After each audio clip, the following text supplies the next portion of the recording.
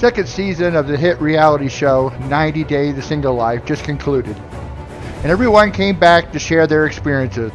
I see how lovey-dovey you two are. Sorry. And verbally assault one another. By helping, and kind of what Jesse's saying is, if you can support her more to find a man. Shut the f up! And this tell-all delivered the standard level of intense drama and outrageous revelations fans have come to expect. I like being tied up.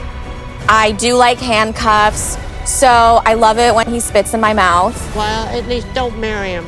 We could have already been married, and we're not. Liz, you gotta wake up. And you're not in love with her. You're using her. You are desperate. Who's not? You're desperate. I am actually nervous. Just pretend everyone's naked. For this video, we're going to focus on Mama Boy Colt, his wife Vanessa, and of course, Mom Debbie.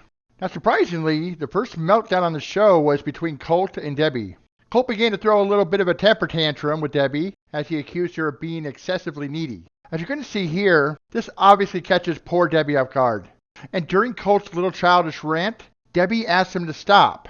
As it's very clear, she's becoming very uncomfortable. But Colt, being Colt, instead decides to swing for the fences.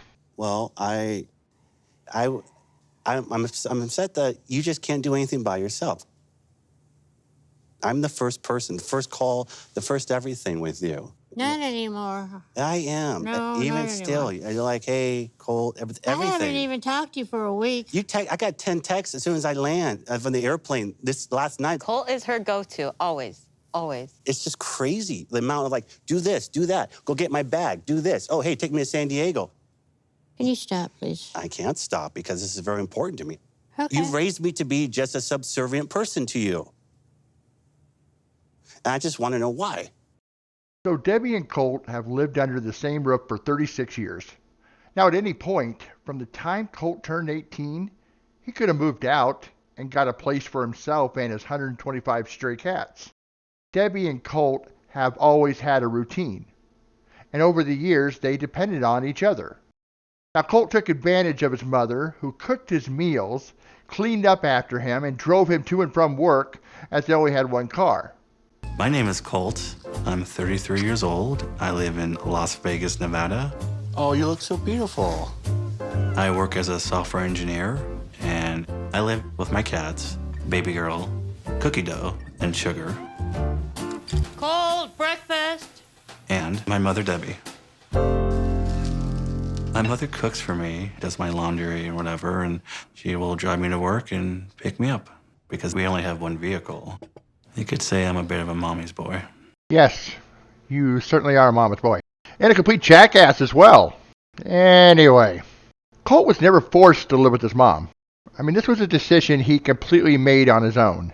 He should have found his own place like years ago.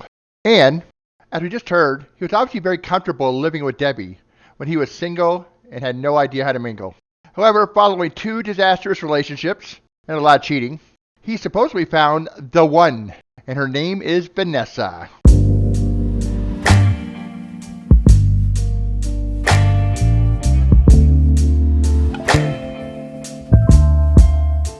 And no one disagrees that Vanessa and Colt need their own space. It's much easier for Colt to move forward with his new life as he has someone. Unfortunately, though, Debbie doesn't. Debbie's never lived alone or with someone who wasn't Colt. She's never had to rely on anyone beyond Colt. And up until Colt started dating in his mid-30s, the same thing could be said about him. Now Colt thinks Debbie needs to immediately put an end to asking him for help. And honestly, that's not even realistic.